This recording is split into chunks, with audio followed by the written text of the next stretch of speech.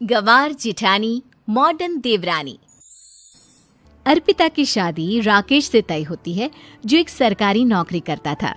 अरे चाची, अर्पिता इतनी सुंदर, पढ़ी लिखी और मॉडर्न लड़की है, फिर कहाँ आप इसकी शादी ऐसे घर में कर रही हैं? अरे लड़का सरकारी नौकरी करता है, इंजीनियर है, खूब कमाता है, खूब मेहनत की है लड़के ने इस नौकरी के लिए। अर्पिता भी राकेश को पसंद नहीं करती थी, लेकिन पिता ने हाँ कर दिया तो शादी के लिए मन मारकर तैयारी कर रही थी। हाँ माँ, चाची ठीक ही तो कह रही हैं। पता है मेरी सहेलियों के पति कितने मॉडर्न हैं। अरे देख बेटा, तू मॉडर्न है ना, वो पढ़ने लिखने वाला गांव का होनहार लड़का है, तू जैसा रखेगी रहेगा। अब तक कोई उसकी केयर करने वाला नहीं था, है तो सिर्फ एक भाई भाभी, और माँ पिता तो गांव में ही रहते हैं। अर्पिता का मुंह बन जाता है। वो पिता के फोन से राकेश का नंबर लेकर उसे मिलने के लिए बुलाती है। आज तो मैं उसे साफ साफ मना कर दूंगी, मुझे नहीं करनी शादी। शक्ल देखी है ना, कपड़े पहनने का तरीका है ना बोलने का। अर्पिता राकेश से मिलने जाती है। अब क्या हो गया, आपने मुझे अर्जेंट मिलने को बुलाया, सब ठीक तो है ना? हाँ सब ठीक है, पर मैं आपसे कुछ कहना चाहती हूँ। आप ना इस शादी से मना कर दे। राकेश की आंखें अर्पिता की इस बात से लाल हो जाती है। वो रोंदे गले से कहता है, लेकिन शादी की सारी तैयारियां हो गई हैं। मैंने आपके साथ एक अच्छे भविष्य का सपना भी देख लिया है। ऐसा मत करिए प्लीज। माँ पिता के अलावा मैंने किसी को दिल से अपना माना है तो वो आप ही है। देखिए, मुझे आपसे कोई समस्या नहीं है, लेकिन आप मेरे जैसे नहीं हैं। मैं मॉडर्न लड़की और आप। मैं आपसे वादा करता हूँ, जब तक आपके लायक नहीं बन जाता मैं कभी आपसे बीवी का हक नहीं मांगूंगा। अर्पिता राकेश का प्यार देखकर पिघल जाती है और शादी के लिए हाँ कर देती है।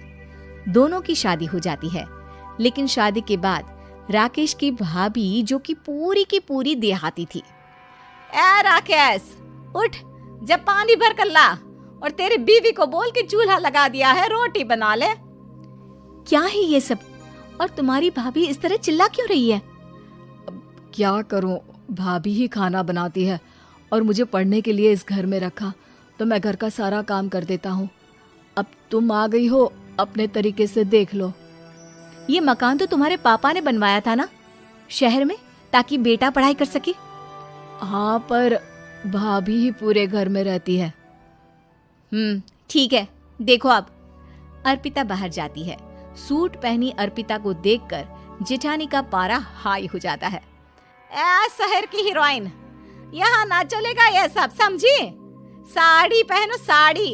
वो नारंगी वाली निकाले हैं तुम्हारे लिए, जिसमें हरे रंग का फूल बना है, और सीधे पहुंचो रसोई में। मेरे आगे नहीं चलेगा ये सूट बूट का नाटक, समझी?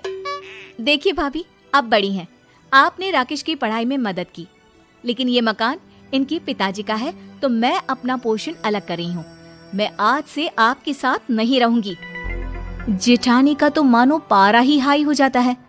और ऐसा कैसे नहीं रहेगी? हाँ, और कौन बोला कि राकेश अलग हो जाएगा? वो अपने भाई के बिना नहीं रहता।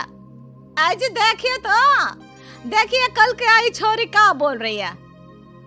राकेश के साथ बात हो गई है, मैंने ऊपर का हिस्सा राकेश को दे दिया है, उसके अपनी जिंदगी शुरू हो रही है, तो अच्छा है ना कि अब रसोई भी अलग हो जाए।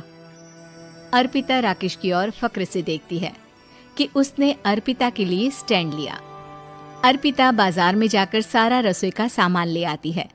पिता के दिए सामान से घर सजाती है और अपने तरीके से पूरे घर की सजावट करती है। शाम को राकेश ऑफिस से आता है। कुर्ता पैजामे में राकेश को देखकर, अरे ये क्या पहना है? भाभी सिलती है ना कुर्ता, मैं सारी कमाई भाभी को ही दे देता हूँ। लेकिन अब ना बीवी को देना होगा, क्योंकि भैया भी अच्छी नौकरी करते हैं। भाभी अपने पति का पैसा संभालें और मैं अपने पति का पैसा संभालूंगी। तभी भाभी आ जाती है। अरे देखो, बहुत हो गया। हाँ, अलग रहने तक तो ठीक था, लेकिन पैसा हम एक फूटी कौड़ी नहीं देंगे। बचपन से तुम्हारे पति को हमने पाला है, उसका हिसाब दो। अच्छा, हिसाब चाहिए? कितना पढ़ी हैं आप जो आपको हिसाब चाहिए? बड़े भाई हैं उनकी, जिन्होंने उन्हें पढ़ाया लिखाया, वो हिसाब मांगेंगे तो जरूर दे दूंगी भाभी। अरे देख, हाँ, अगर तूने पढ़ाई की है तो मैं भी अंगूठा छापना हूँ। अरे 5 की क्लास तक पूरी पढ़ाई की है, समझे? वैसे भी कल इन लोगों के माँ बाबूजी आ रहे हैं गांव से, वही लोग ठिकाने लगाएंगे तुझे। अगले दिन सास ससुर आते हैं, दोनों बहुत ही सीधे लोग। अच्छा किया जो ऊपर के हिस्से में राकेश की गृहस्थी लगा दी। अब दोनों बेटे अपना अपना देख ले। छोटी बहू कहाँ है? अरे बहुत ही चालाक है माँ जी, ऐसी जबान चलाती है जैसे दर्जी कैंची चलाता है। वैसे बहू तुम भी कम नहीं थी। और सुनाओ।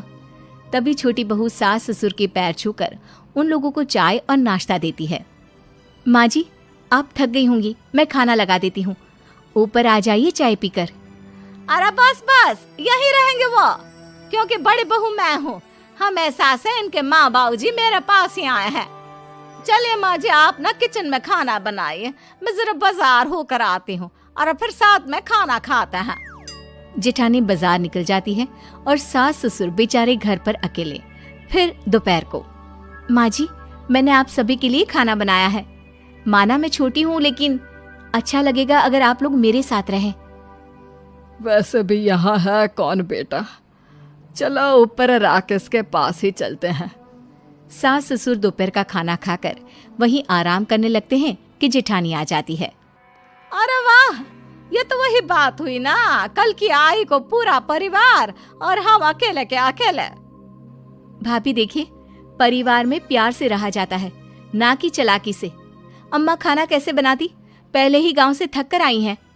हाय रे दया, तो मैं का बाजार से ऐस करके आ रही हूँ। अरे भूख के मारे मेरा सर दर्द हो रहा है, पर यहाँ मेरी फिक्र कौन करेगा। अरे तो किचन में खाना है, लगा देती हूँ मैं भाभी।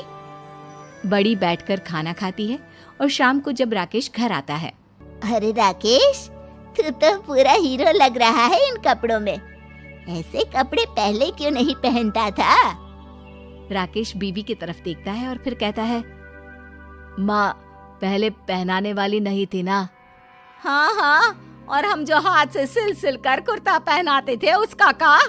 अरे तुम्हारे भैया तो आज भी पहन रहे हैं। तभी अर्पिता सास के लिए कपड़े और ससुर के लिए शर्ट पैंट ला कर देती है। उन लोगों को फ्रिज से ठंडा पानी और टीवी में फिल्म दिखाती है। अरे कब से इनको बोल रहे हैं कि फ्रिज वाले आओ, लेकिन ये है कि मानत ही ना है। बहू, अब तो तुम ही समझाओ ससुर जी को।